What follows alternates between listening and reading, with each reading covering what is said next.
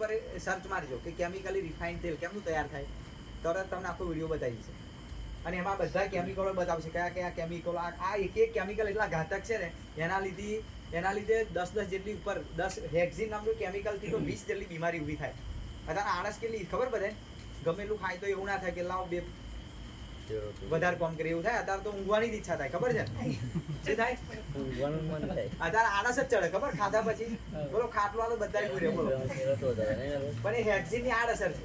આ હેક્ઝિન કેમિકલ એવું છે ને કે તમારે બાળકોને જોજો, અત્યારે છોકરા પહેલા બોલો તમારે રમવા ઘેર ના આવે, અત્યારે છોકરા ખાધા પછી હુઈ રહે બોલો. પણ એ ક્યાં કેમિકલોની આડઅસર શરીરમાં છે આ બધી. એટલે આ બધા કેમિકલો જે નાખા છે ને આ લોકો, એ કેમિકલોના લીધે આ ફેટની માત્રા તેલમાં છે નહીં, બીજું કશું છે નહીં. આજે પેલા ભાઈ ઘેર મેં ડબ્બાનો ફોટો પાડીને બતાવ્યું કે 3 ફેટ આ પ્રમાણમાં છે જ નહીં. કોઈ નુકસાન થાય કે ના થાય.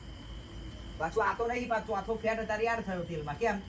ટ્રાન્સફેટ જે ઝેર છે એક પ્રકારનું, WHO એના પર રિસર્ચ કરીને અને બેન કરાયેલું છે. દુનિયાના દેશો કોઈ ખાતા નહીં. ભારત સરકારે પાછું બેન નહીં કર્યું તો ભારતમાં પરમિશન છે 2%ની. કોઈ બી તેલમાં તો ટ્રાન્સફેટ 2% વાપરી શકો, એનાથી વધારે નહીં. તો આ ટ્રાન્સફેટ અત્યારે દરેક તેલમાં, બજારના દરેક તેલમાં કેટલું છે? 13 થી 20% છે. આજે મેં ડબ્બો જોયો ને તો 14% અંદર હતું. પાછું આ ટ્રાન્સફેટ છે કેવું, એકવાર તેલ ગરમ કરો ને તમે એટલે 13નું સીધું 13 હોય 26 થઈ જાય. બીજી વાર એકનું એક તેલ ગરમ કરો 26નું 52% થઈ જાય. અને ત્રીજી વાર એકનું એક તેલ ગરમ કરો ને એટલે 104, એટલે કે 100% ઉપર ટ્રાન્સફેટ તેલમાં થઈ જાય. એટલે તેલ શું થાય, એક વાર તરસો કારું નહીં પડે, બીજી વાર તરસો ને તો થોડું ઓછું કારું છે, કારું પડશે, પણ ત્રીજી વારમાં 100% તેલ તમારું કલર બદલી નાખશે, કારું પડી જશે. કારું કેમ પડે છે કે અંદર જ્યાં ટ્રાન્સફેટ છે ને બમણું થાય છે, જેટલું કારું એટલું ડબલ થયા કરે. અને બેનો જોજો ભજીયા તરશો તો ભૂખ મરી જશે, જોજો થાય છે ને એવું. તમે ભજીયાદાર તરવાનું કામ કરશો ને તો તમને ગંધથી એસિડિટી થઈ જશે, ભૂખ મરી જશે, માથું તો ચડી જાય અમુક બહેનોને. આ બધી આડઅસર કોણ કરાશે? તેલમાં નહીં પ્રશ્ન બેન, આ ટ્રાન્સફેટ છે ને ઝેર છે. અને આજે આ ઝેરના લીધે આની બીમારી કેટલી છે? WHO એ 2013માં આના પર એક આખો બિલ કર્યો હતો, નિયમ કાયદો કે બેન્ડ કરવા પર વાત કરી હતી. અને જો કે બેન્ડ નહીં કરો ને તો હજારો એવી બીમારી ઊભી કરશે ટ્રાન્સફેટ, જે દવાથી બી મટશે ને આજીવન દવા ખાવી પડશે. અને અત્યારે જો બધી બીમારી કેવી રૂપ ધારણ કરે, ધીરે ધીરે આજીવન દવા તરફ લઈ જાય છે, ખબર છે?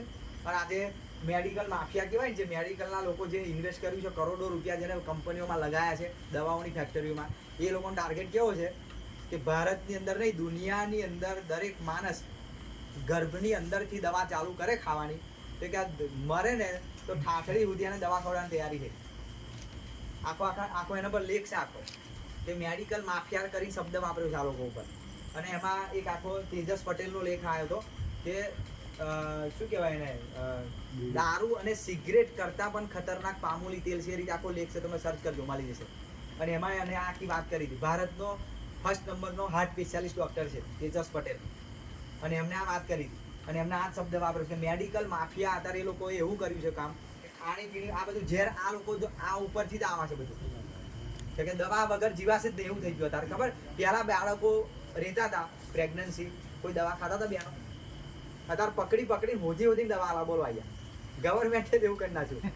પેલા આંગણવાડી એવા બેનો બધા મિલ્યા છે ને, તે જ્યાં બોલો ઘેર જઈને દવા બધાને આવવાનું કામ કરાય. અને આજે જે બાળક દવા ખાઈને જન્મા છે ને એ પછી શું કરે આજીવન? દવા જ ખવડાવે ને પછી. તો આજે બહુ બધી તકલીફમાં આ ટ્રાન્સફેટ જવાબદાર છે. અને આજે આ કીધું આ લોહીની નળીઓ છે અંદર, આ ચીકાશોની ચોટી સારી ટ્રાન્સફેટ. આ ટ્રાન્સફેટ શું છે? ચીકનો ફેટ, ચીકાશ છે. તમે આપણા ઘરમાં તો રોજ તમે એકનું તેલ ના તરો, પણ ભજીયાની લારીવાળા તેલ બદલે. ભજીયાની લારીવાળા અત્યારે જોજો તમે, એકનું એક તેલ વારંવાર ઉકાળતા હોય તો આજુબાજુ જો જેનું રસોડું કેવું હશે, આખું કારું ચીકણું બધું થઈ જાય ચારે બાજુ. તમારે ઘેરે જોજો તમે 2-3 વાર તરશો ને તમે, એટલે ગેસના ચૂલા પર ચીકાશ ચોટી જશે, પછી ઉપર હોડ છે, ઉપર ચીકાશ ચોટશે. પણ આપણું આ તેલ છે, તમારા ઘરમાં લાવી દો, તમારે ચીકાશ નહીં, કઈ ઉપર કઈ ચીકાશ જ નહીં થવા દે. કારણ કે મેન શું છે આ તેલની ખાસિયત, આપણા તેલમાં ટ્રાન્સફેટ છે જ નહીં, 0 ટ્રાન્સફેટ છે. તમે ગમે એટલું તરશો ને તેલ કારું પડશે જ નહીં તેલ. અને આ ચીકાશ કાચી જાય છે ને એ પાછી શરીરમાં ચોટા છે અંદર, ચીકાશ છે ને ચોટા છે અંદર. થાઇરોઇડ કોઈ ખરો કે થાઇરોઇડ, તમે કોઈ થાઇરોઇડનું પેશન્ટમાં લે ને તો પૂછજો ને ભાઈ થાઇરોઇડમાં શું કરવું પડે? ડૉક્ટરો શું કે બધા કે થાઇરોઇડ આવે ને એટલે તમારે આજીવન દવા ખાવી જ પડે. તમે જો આ બીમારી થાઇરોઇડ એવી છે, પણ થાઇરોઇડ થવાનું મેન કારણ શું છે? આ ટ્રાન્સફેટ તમારા શરીરમાં વધારે પડતું જાય અને તમારી હાઇપોગ્લેન્ડ અહીંયા એક નળી છે એવી જે એને હાઇપોગ્લેન્ડ કહે. અને હાઇપોગ્લેન્ડનું કામ શું છે? આપણા શરીરમાં જે થાઇરોઇડ દરેકના શરીરમાં છે, પણ એ હાઇપોગ્લેન્ડ શું કરે? એને મેન્ટેન કરે. એક એવું કેમિકલ, એવું એક લિક્વિડ રિલીઝ કરે બોડીમાં કે આખા શરીરનો થાઇરોઇડ તમારો કંટ્રોલ થાય એનાથી. પણ એ હાઇપોગ્લેન્ડ જો તમારી આ ચિકાસના લીધે કવર થઈ જાય ને, તો તમારું એ કેમિકલ રિલીઝ થતું બંધ કરે